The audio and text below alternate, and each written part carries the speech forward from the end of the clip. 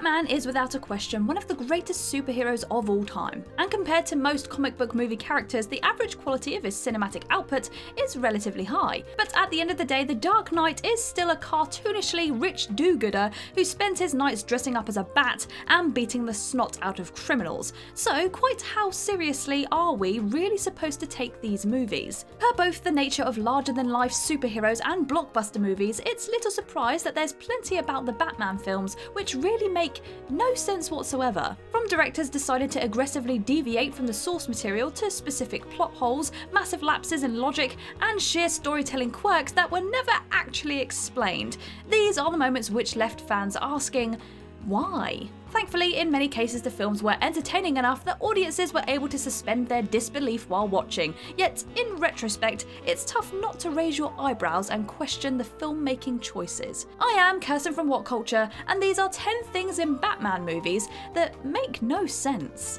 Number 10. Bruce hangs upside down like a bat. Batman 1989. It's an understatement to say that Tim Burton's Batman movies took liberties with the source material, but even so, the decision to show Bruce Wayne, played by Michael Keaton, which I think we can all agree is the best Batman, hanging upside down like a bat in the 89 film, while presumably either working out or sleeping, remains a most peculiar one. It seems that Burton was trying to imply a more visceral element to Bruce's lifelong association with bats, that he has in sense become a bat, but it ultimately plays more as goofy and weird for weird's sake than actually unsettling. Though unique character psychology can help flesh out superheroes, in this case it was tough to draw a plausible line of causation between Bruce's fear of bats, Bruce becoming Batman, and then Bruce actually acting like a bat, especially as nothing else in the Burton movies supports this pathology. That's without even considering why Bruce is still wearing his suit trousers while performing the act, but that's a whole other conversation. Number 9. Worst intruder alert ever. Batman Forever. Midway through Batman Forever, Two-Face, played by Tommy Lee Jones, and the Riddler, played by Jim Carrey, attacked Wayne Manor, with the Riddler eventually discovering the Batcave and promptly laying waste to it with explosives. But when the Riddler first enters the Batcave, an intruder alert is triggered, complete with a loud "Intruder Alert" alarm, flashing lights and the screens on the Bat computer powering on. Considering that the Batcave is supposed to be a secret lair, why would it make any sense for the alert to draw attention to what's just been discovered? It'd make a ton more sense to keep the lights off and send a silent alarm directly to Bruce Wayne's phone, pager, or whatever. Granted, this is a movie where Two-Face and the Riddler sneak into Wayne Manor's grounds with the help of some oblivious trick-or-treaters, so dissecting its logic perhaps isn't the best idea. Number 8. Batman wastes time making a flaming bat symbol. The Dark Knight Rises. Though The Dark Knight Rises gives Christian Bale's Batman a fitting send-off, it's also full of head-scratching moments, and few more so than the baffling sequence where the caped Crusader ignites a fiery bat symbol atop the Gotham Bridge. Shortly after making his impressively speedy return to Gotham, Batman spends clearly several hours of his night painting the bat symbol in gasoline on the bridge, despite being well aware that Tom Hardy's Bane has made a neutron bomb and is ticking down the hours until it detonates. There's no conceivable explanation for Batman wasting so much time when the destruction of Gotham is so imminent, not to mention the fact that Bane was executing people while Batman was prepping the stunt. In particular, Jim Gordon was just seconds away from death when Batman conveniently shows up to save him. Some fans have tried to argue that it was a worthwhile detour for galvanizing the city in a hopeful last stand against Bane, or that Batman could have had the symbol prepared long in advance, but both explanations feel like the kind of strains liable to give people hernias. Number 7. Bruce Wayne is a billionaire, but the Batsuit still sucks. One of Bruce Wayne's most common attributes across the Batman media is that he's filthy, stinking rich. This only makes it weirder that there are several obvious design flaws in the Batsuit, which with his vast resources, Bruce could easily solve. In the Tim Burton movies, Batman's cowl is built into the main bulk of the Batsuit, meaning that Bruce, or rather Michael Keaton, has incredibly limited head mobility. In addition to being mightily annoying annoying for Keaton, it's also massively limited Batman's tactical mobility. Above all else, forcing Batman to turn his entire body along with his head just made him look rather silly. This was amusingly addressed in The Dark Knight, when Bruce asks Lucius, played by Morgan Freeman, to modify the suit so that he can turn his head, though the Nolan movies also presented their own bizarre Batsuit failing. In order to disguise his voice and protect his identity, Batman simply speaks in a much parodied husky drawl, despite clearly possessing the resources to develop a simple voice modulator. Bruce has all this tech, and yet he forces himself to continually strain his vocal cords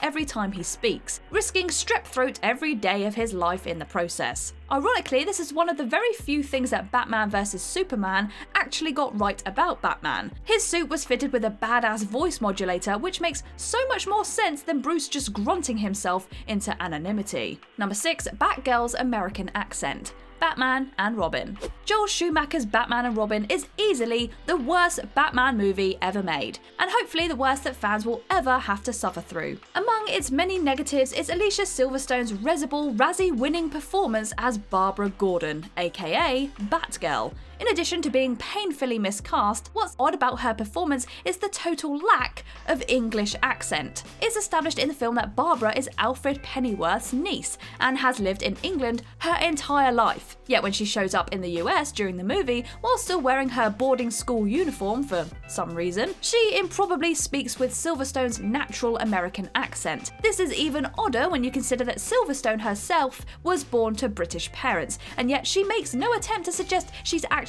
related to the very English Alfred. It's ultimately just one of the many questionable things about Batman and Robin, and demonstrates just how little thought was put into the movie as a whole. Number 5. Bruce Wayne fakes his death, but still goes out in public. The Dark Knight Rises. The Dark Knight Rises wraps up in satisfyingly tidy fashion, as Batman is believed to have perished, sacrificing himself to save Gotham. But the film's closing montage reveals, of course, that Bruce faked his own death and is actually with Selina Kyle in Florence, where he's spotted by Alfred. It's a cutscene, albeit one that makes no sense whatsoever. Bruce, presumably one of the most recognisable figures on the planet, hanging out in what's clearly an extremely crowded cafe, is a one-way ticket to having his face plastered over social media within minutes, and the whole ruse being ruined.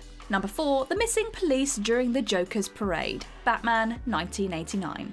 In Batman 89, the Joker, played by Jack Nicholson, hatches a maniacal plan to lure Gotham's residents to a parade by promising to dish out free money, all in a ploy to dose them with Smilex, a chemical which causes anyone it comes in contact with to die laughing. To be clear, the Joker publicly announces that he will be holding the parade, giving the Gotham PD a ripe opportunity to try and capture him, and yet, when the parade happens, the cops are oddly nowhere to be seen. It's completely bizarre, and actually a result of creative changes during production. A scene written into the original script but never filmed revealed that the Joker dosed Gotham PD's coffee supply with a debilitating yet non-lethal poison. Granted, it's still highly implausible that the Joker would be able to take out every single cop in the city, even so it's not in the movie, and as a result leaves a gaping hole of non-logic behind. Number 3. Bruce Wayne goes bankrupt. The Dark Knight Rises.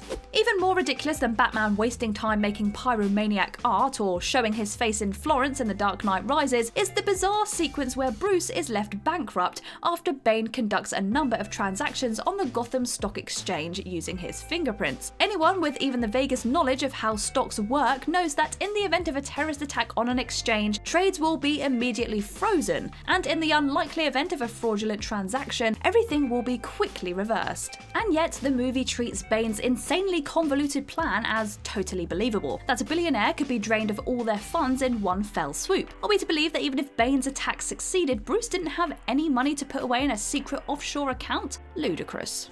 Number 2. Martha! Batman vs Superman: Dawn of Justice. Batman vs Superman was an intensely disappointing film for myriad reasons, and by far its most ridiculed scene occurs during the conclusion to the titular battle. Just as Batman prepares to murder Superman with a kryptonite spear, he's stopped in his tracks when the Man of Steel shouts out the name of his own kidnapped mother, Martha. This gives Bruce a moment for pause as he considers his own mother, also called Martha, and comes to realise that yes, Superman isn't some empathy devoid alien, but a living thing with a mother just like everyone else. It's not a terrible novel idea in theory, albeit one clunkily executed, particularly when Superman refers to his mother as Martha rather than my mom, in a contrived screenwriting attempt to forge a link between the two warring superheroes. Some fans have tried to argue that Superman said Martha in order to help Batman narrow his search, but ultimately it's just a first-class reach to try and cover up awkward storytelling. Were it better written and directed, this scene could have been one of the movie's best moments, but instead it's a lightning rod for everything fans hate about the film.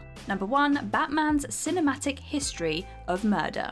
Despite being one of Batman's core tenets, the Dark Knight's no-kill policy is largely disregarded in even the better Batman movies, with the ironic exception being the worst Batman film, Batman and Robin. Every other major Batman film has violated the Caped Crusaders' stringent no-kill ethos from the comics, beginning with Tim Burton's '89 Batman. In the film, Batman straight up murders several of the Joker's thugs by blowing them up and hurling them to their deaths, before committing the cardinal sin of actually killing the Clown Prince of Crime himself. In Batman Returns, he kills the Penguin, played by Danny DeVito, while in Batman Forever he kills Two-Face, and things only get worse when we get to the Christopher Nolan years. The Nolan movies are even more baffling in their approach to the policy, because they actively draw attention to Bruce refusing to be an executioner, only to have him cause death pretty damn directly throughout the trilogy. In Batman Begins, Bruce burns down the League of Shadows HQ and clearly kills people, before causing Ra's al Ghul's death and refusing to save him. In The Dark Knight, he kills Harvey Dent in order to save Jim Gordon's son, and in The Dark Knight Rises, he blows up Talia al Ghul's tumbler, resulting in her death from internal injuries. Meanwhile, in Batman vs Superman, an admittedly more tortured rendition of Bruce unapologetically kills criminals and sets them up to be murdered in jail, while also planning to destroy Superman for the threat he presents to Earth. While you can argue about the utilitarian value of Batman killing a few people to save millions, that doesn't change the fact that it entirely flies in the face of who Batman is, for him to take even a single life. That is the line which separates him from criminals, and one which the movies have categorically blurred, typically for no good reason. And that's our list of things in the Batman movies that make absolutely no sense. If you liked this video, make sure you give it a thumbs up, and if you haven't already, click that subscribe button. But for now, I have been Kirsten from What Culture, and I will see you in the next video.